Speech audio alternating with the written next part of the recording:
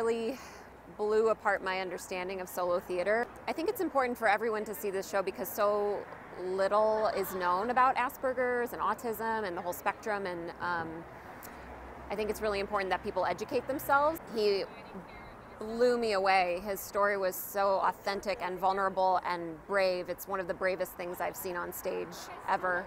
I'm George Steeves. I'm 29 years old and I have Asperger syndrome. I was diagnosed with Asperger's at 11 years old. Sometimes having Asperger's can definitely be a struggle. So this magic 8-ball right here is going to guide us throughout my story. And now it's time to take it back to the very beginning. How are you today, dear? Cinderella, Snow White, Sleeping Beauty! I know you love those movies, George, but how are you? Cinderella, Snow White, Sleeping Beauty! I don't sing on the school bus as much anymore. They make fun of me too much. I'm trying to be more cool, like Daria on MTV. She's so cool. I really want a girlfriend. Maybe I can get a girlfriend who's like Julia Stiles in 10 Things I Hate About You. I love acting. When I act, I can be anybody I want to be. I can be anyone else but me. The 8th grade is going to be awesome. Right, Magic 8-Ball? Nice hair, faggot. Get out of my way, gay guy. Are you gay? A lot of people say you're gay. Is that true? It's that gay faggot. Ew, no, you're a goth. You gay guy. No matter how many times I say no or tell people I'm not gay, I can't ever make them stop. And I can't ever get the rumors to go away. I don't really know who or what I am anymore. I'll never forget when I was watching TV and when Meryl Streep was accepting her award at the Golden Globes. She said these words that Carrie Fisher, the dear departed Princess Leia, she said these words of advice to Meryl, and I took that same advice. She said, take your broken heart, make it into art. And that's what I did with this show. Magic 8-Ball, my life with Asperger. In the process of doing this one-man show, I realized how very lucky and fortunate I am. The autism spectrum is a very wide spectrum, and there are so many broken kids out there who are bullied and teased. I know because I was one of them. Some of these kids on the spectrum will never be able to speak. I can't imagine being a parent and never hearing your own child call you mommy or daddy. I stand right here to speak for those kids. I sing for those kids. I live my dreams for those kids. Every voice deserves to be heard, and I will speak for those who cannot speak. Wonder this time where she's gone. Wonder if she's going to stay. Ain't no sunshine when she's gone, and this house just ain't no home anytime she goes away. I know.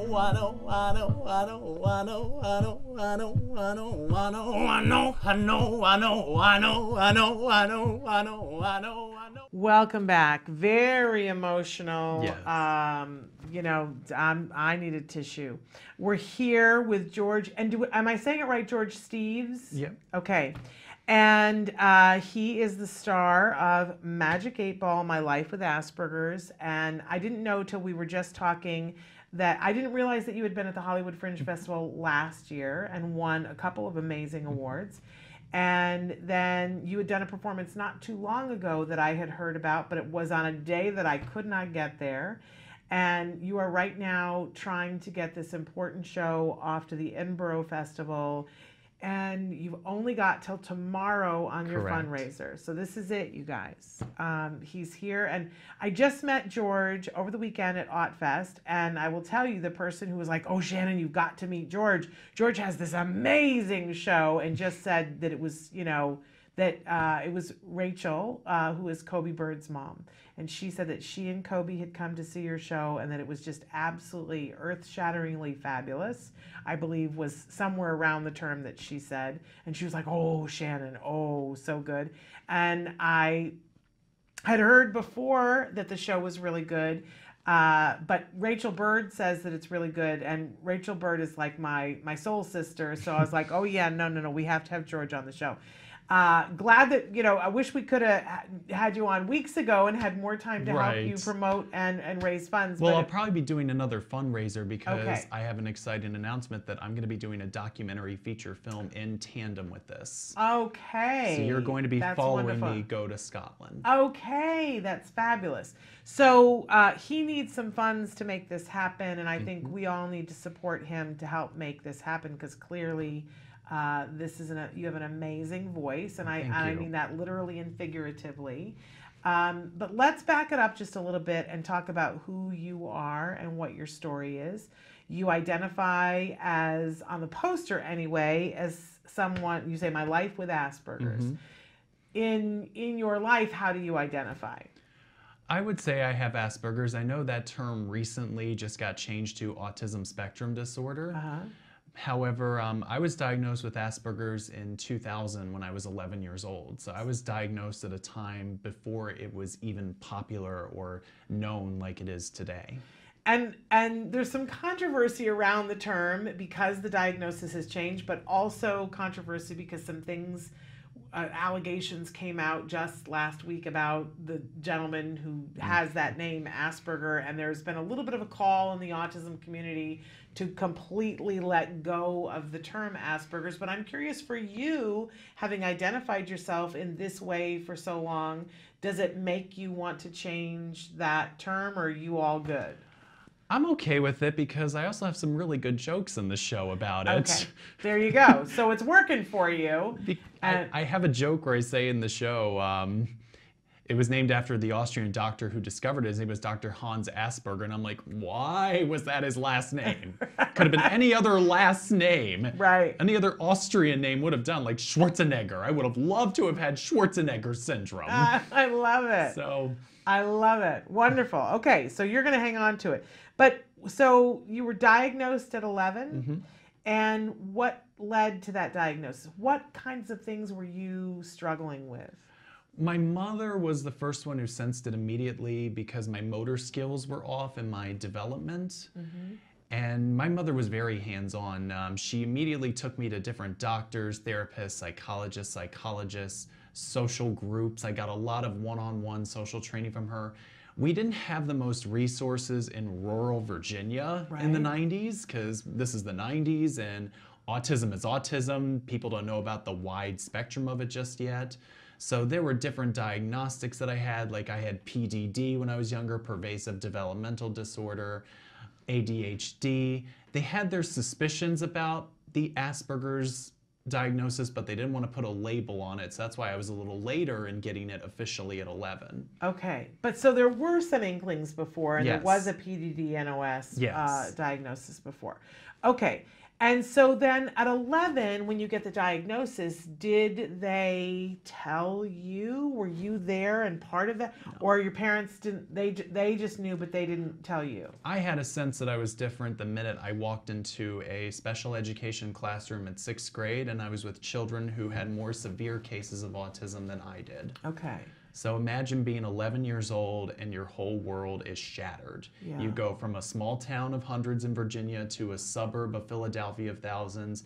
You go from private to public school. I didn't want to go to another private school after the private school in Virginia because I didn't like it. And then you get put into this classroom with children where not all of them talk, or some of them gesture, they make noises, and you're, as 11 years old, you're like, why am I in this class? What happened? Yeah, what happened? And I, you know, we saw a little bit in the show that you talk about bullying. Oh yeah. And how you were bullied.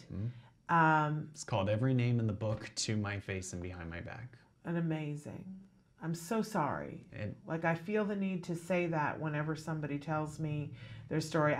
You know, I'm sorry that we live in a society where that could happen to you and that it was allowed to happen to you. Makes me furious. So I got a little emotional watching the thing. I was like, oh boy, it's Me like, too. it's your, you know, I don't usually like to watch myself. So it's like, okay, I'm watching myself right now. And I have to relive all of that when I do the show, because my show is only an hour. Yeah. So I relive my whole life condensed in 1 hour. And do you find that it's therapeutic for you reliving it? There's nothing that's negative about it for you now reliving it, because it's, you know, you're doing it in a show and there's a purpose, and it is helpful? The show has evolved into a much greater purpose, because I'm an actor, I'm a singer. This initially started out as a calling card to try to make a career happen. Yeah. However, it just evolved into something more when I started having mothers of children with autism come up and say, thank you for doing this show. I felt like I was inside the mind of my daughter. I walked out inspired to be a better mom. Yeah. I've done it at Hollywood Fringe, North Hollywood Fringe, Solo Fest 2018, which is where the clips are from. Uh-huh. And I did it recently in Thousand Oaks, where I had the most parents of children with autism. I had a woman coming up to me sobbing, saying, my son is 30 and he has Asperger's. You told his story. Oh, thank you. What a fabulous thing. Very emotional. Now, how did you get to acting from being 11 and diagnosed and being, you know, moved and in a different class? How did you get from there to having the confidence to be an actor and a singer and a performer? Well, I was obsessed with music, movies, and television, as I talk about my show. That's all I would ever talk about when I was younger.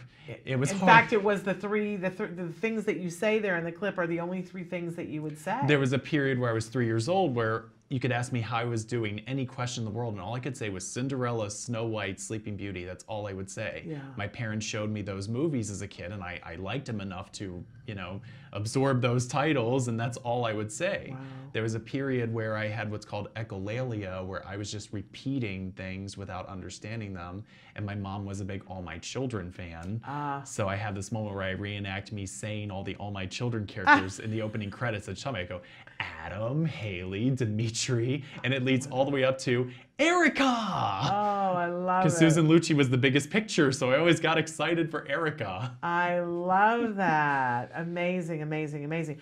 And so then, so you had this love for the performance. Did your parents put you in a class where you started to act? I sought it. The first school play I did was Fiddler on the Roof when I was in 6th grade, and I was in the chorus. And I just knew from a very young age, I want to do this. I want to sing. I want to act. The movie that made me want to be an actor was a groundbreaking 1994 movie called The Little Rascals. Okay. It's so funny to, like, I was in acting class as an adult and I was hearing all these other actors say these serious actor things like, well, Brando inspired me to act. And I was like, I watched The Little Rascals when I was a kid and that made me want to be in movies. I love that. And it's honest. It's honest.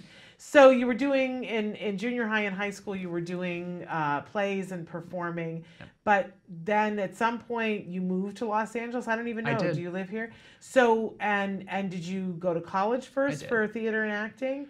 I did. I went to, I spent a year at a local community college after I graduated high school in 2007, still with my parents. I worked really hard, got really good grades, retook my SATs, got a much higher score after taking some prep courses, which I didn't do in high school. Mm-hmm. And then I got transferred after being admitted to California Lutheran University, which is just 20 minutes north of here in Thousand Oaks. Yeah, wonderful. And so at what point, what was the process around deciding to do the show? Were there little snippets that you had and you said, I should put this together to be a show? Or did you say, I'm going to do a one-man show, and what's it going to be? I had been here for many years at this point. I mean, I've been here for 10 years this August, going after this career and chasing this dream of mine. Mm-hmm. In 2014, I felt like I was stuck in a rut, and I was watching an episode of Oprah's Masterclass, and one of my idols, Whoopi Goldberg, was the featured actor on the episode. And she talked about how a one-woman show, the one she did in the 80s, launched her career as an actor. And so I started to think in 2015, maybe I should do a one-man show. Love it. And then by 2016, after thinking about it for a year, I was like, well, I'm going to do it. I've been studying at the Groundlings, an improv school in Los Angeles. I have all these little sketch characters that I started to develop. And then what happened was I took meetings with a couple of different directors by early 2016 to try to get the show moving. And this one guy named Mark, who I ended up not working with because I couldn't afford him, but I told him I had Asperger's, and he stopped me and he was like, wait a minute, you have Asperger's? That needs to be your show. Yeah. That needs to be your story. That's going to be something that audiences are going to want to see. They're going to want to see you talk about this and share this, because audiences are going to be able to connect with that. So I started working on making the show centered on Asperger's and growing up with it, but I didn't know what to call it. And because I'm a singer and I also have some music that's available on iTunes, I had recorded some pop songs and I recorded some country songs, because I had also thought about moving to Nashville and maybe giving the country music market a go, since nothing was happening out here career-wise for me, acting or singing-wise. The song was called Magic 8 Ball, That's My Life.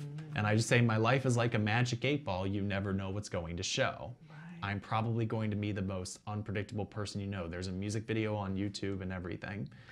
And I had just released it. My mom was like, well, why don't you call it Magic 8 Ball? Right. And then I was like, okay, I can call it Magic 8 Ball. And then I thought, well, I could tell the story with a physical Magic 8 Ball that I hold on stage like this, and I shake it. And you see the answer on the screen behind me. And so there came Magic 8 Ball, My Life with Asperger's. Wonderful. And the rest is history, except that we have to get this young, talented actor to the Edinburgh Festival. Yeah. So where do we need to go to be able to donate? There is an Indiegogo campaign that I launched, and the direct address is igg.me/@/magic-8-ball. Okay.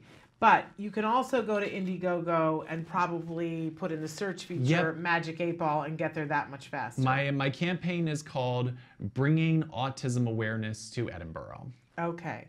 So put those into, and then donate whatever you can. And every dollar helps. I've had people even give me $1 cash donations. Every dollar helps. Fabulous. And so if you're able to go, now there's going to be a documentary. Absolutely. To go along with it. But we need to make this happen. These things don't happen on their own. It takes a great deal of money.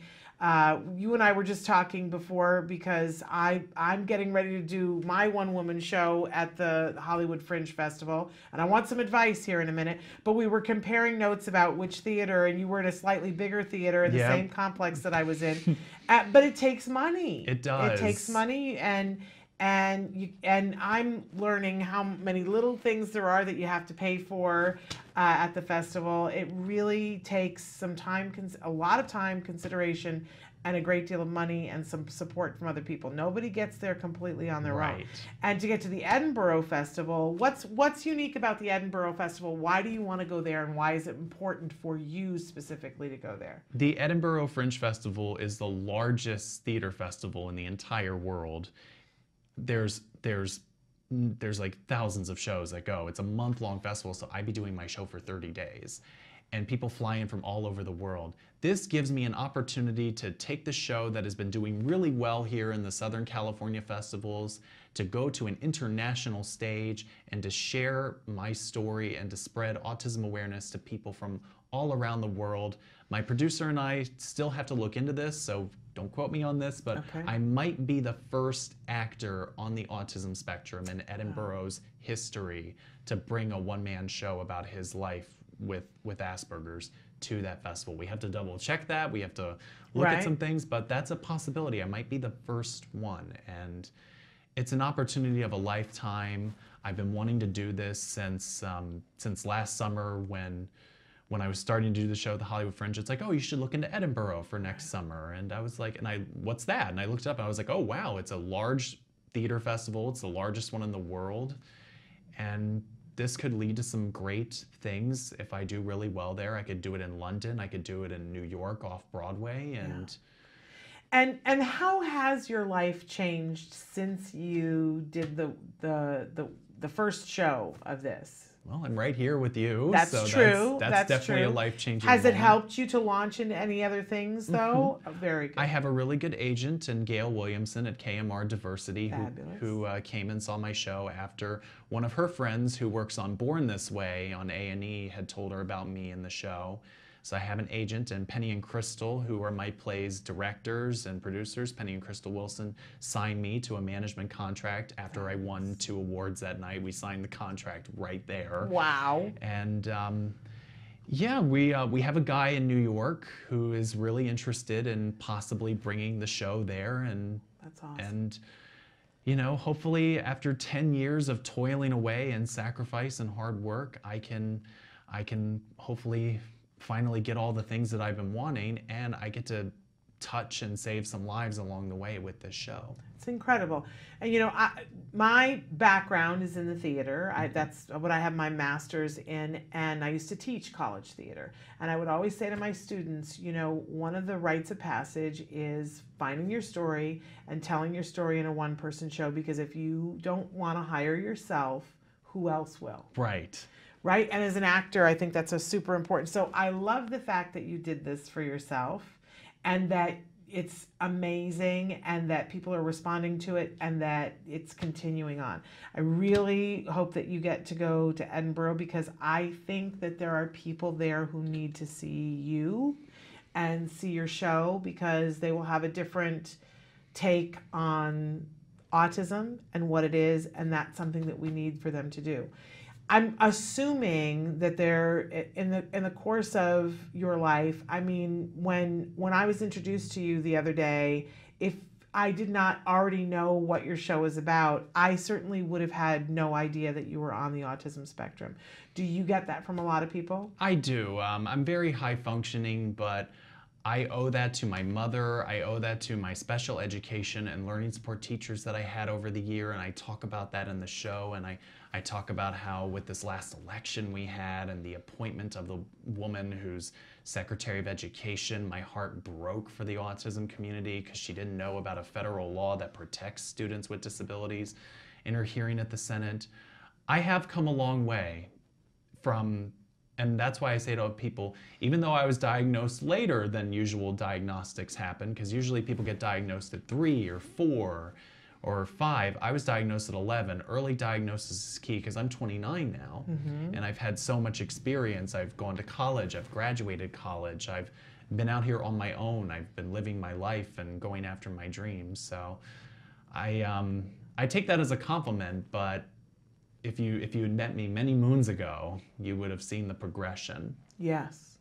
Well, and even just watching the snippets from the show, it's clear that you talk about all the different things that you have gone through. And I think that this is an important part of the story, George, because as we see more people getting access to therapies and treatments that help them to overcome the disabling aspects of autism and let the non-disabling aspects of autism shine through, because there are some gifts that come with autism I believe, when you take away the things that are disabling. And I think people need to see that there is this progression, and that it is a spectrum, and that there are all kinds of people on the spectrum, and that I know a lot of people get to a certain point, and I respect it fully, that people will say, well, I was diagnosed with this when I was a child, but I'm at the point where people don't know. It's not what I talk about anymore. I don't want to be known as so-and-so with autism. I want to be known as me, and I happen to, this is a part of who I am, but it's not, I totally respect that. But what happens is, and we see this all the time on the show, people will write in and say, well, if you really can truly make progress on some things, then where are all these people that are doing so well? And I shied away from that. I went through a phase in my teens, in my early 20s, where I was just like that. I didn't want to talk about it, but then because I'm an actor, I'm competing with many other actors in this town trying to get ahead. I figure, okay, if you're going to remember me by my story, then I'm going to tell my story. Well, and it's yours to tell, and that's the truth. When you want to tell your story and how you want to tell your story, it is yours to tell. I hope that people see your show. I hope that they see it in Edinburgh, because I think that should happen.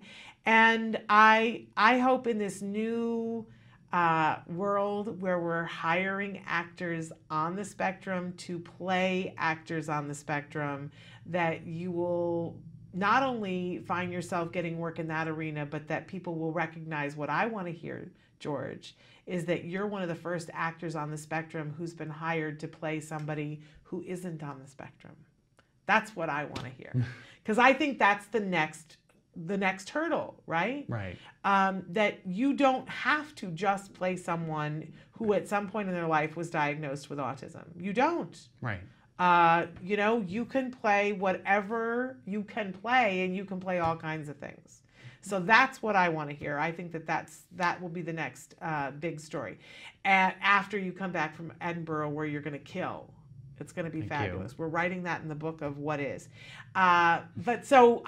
George, help me out. Is there any advice that you have for me going to the Fringe? Because I've never done a show at the Fringe before. I've done a one-woman show before, not on this topic, but any advice for me at the Fringe? Hustle, hustle, hustle. Hustle, hustle, hustle. I mean, I went to every Fringe event I possibly could to hand out postcards for my show.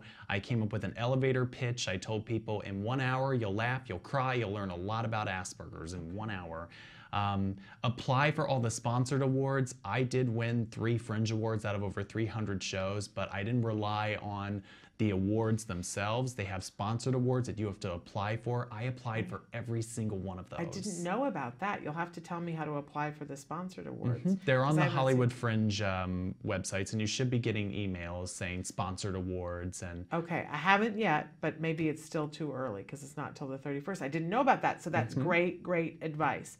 And but it's really, when you say, see, I picked a small theater, and so there have only been, this is day 3 of ticket sales, and we're more than 50% sold out. Well, then that's fantastic. So, but I picked small theater, so so I may not have to hustle that much. Right. But that's good to know. And what I've said, what I want to see the next thing. What do you want?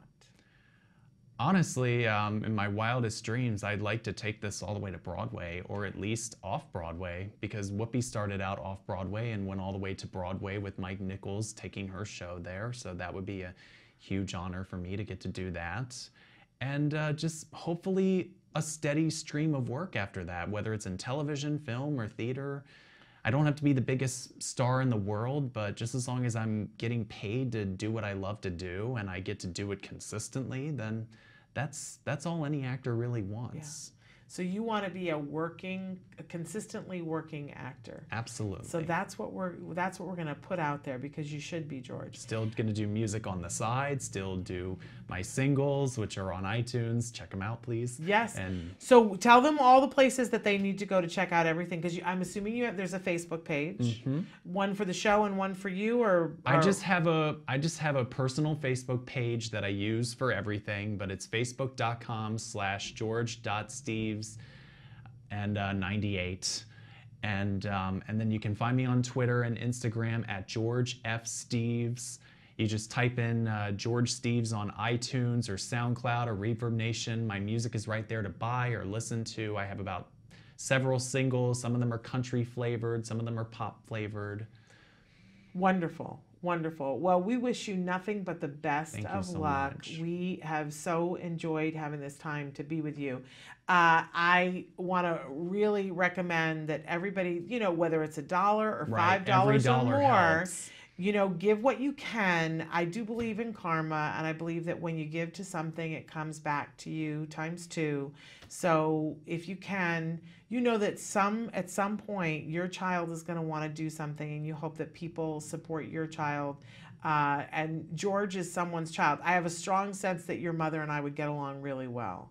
Yes. Is she super proud of you? Yes. My mom and dad are still back in Pennsylvania, so I don't get to see them as much as I'd like, but I know that I know that my mom and dad are very proud of me. My dad said in one of my statuses a year ago when I talked about overcoming my depression with this show, because I did fall into some depression with the election, and he said, "You are my rock." And my mom will like every single post on Facebook.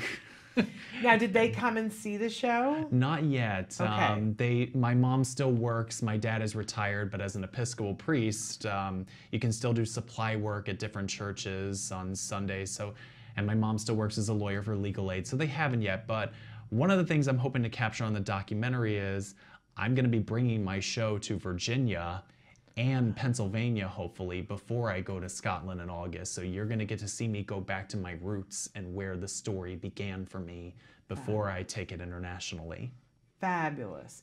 And then, so you'll go and do all that. You'll do Edinburgh, and then sometime next year there'll be a documentary about that. Absolutely, and hopefully I'll be in New York by that point. We'll see what happens. All right. Now, you had mentioned to me, because we were talking about Autfest earlier, you had mentioned to me that, because I was recommending of all the films that people see Dina, and you said, "Oh, I know Dina." I love Dina. She's a friend. There was a crazy moment where I was standing there talking with you, and I think you were referring to a poster, but you turned and you said, "Actually, I'm a friend of Dina's." And I said, "Is she here?" I got like all that, and I was like, "Is she here?" Because I was about to seriously make a fool of myself, because oh my gosh, I can't recommend it enough, you guys. It's available on Amazon, and afterwards, you will want to be friends with Dina. Yes. Because who wouldn't want to be friends with Dina and her husband? In such a small world. I haven't met the husband in person yet, but one of the directors, Dan Sickles, him and I went to the same high school. How funny and we did is that? drama club together, so I grew up with Dan. How funny. And I had no idea what Dina was about until I saw it last year when it came to Los Angeles for the first time after it killed at Sundance and won the grand jury prize. And I didn't know what it was about, and then when I saw what it was about, I was like, "Oh wow, I didn't know you were friends with this woman. These are my people." You know? How funny is that? And I got to meet Dina, and we've become friends. I have her on my phone. I have visited her when I've gone back to Pennsylvania. I'll make it happen. Because I was totally, I said wig blown. It was crazy good. I really want to recommend that. So so fun that there's that circle. See, we stick around long enough and we all know each other. That's what the autism community is about. That's one of the pluses of autism. They're getting the hook to take me off because we've run out of time. But I want to thank you, George, for being here. You're such an inspiration. Thank you. Please donate to his Indiegogo. So the show is Magic 8 Ball. And we can put up she's got the poster behind you. Yep. Magic 8 Ball. I love that you're the superhero in that. There we go. igg.me/@/magic-8-ball. Okay. I don't know if we can zoom in. So there you go. And donate what you can. Every dollar Let's helps. get him to Edinburgh. But it ends tomorrow. So Tomorrow it's really night. one of those things. Tomorrow night. So you really got to do it today. Let's all help George to get there. And stay tuned. We'll try to let people know where you're going to be. You'll share with us so that because there are people who would like to see it, I'm sure, Absolutely. in Virginia. And you were saying more towards Pennsylvania. Yeah, okay. And I might do another show here before I leave to raise more funds. So Okay. we're definitely in some talks. Fabulous, fabulous, fabulous.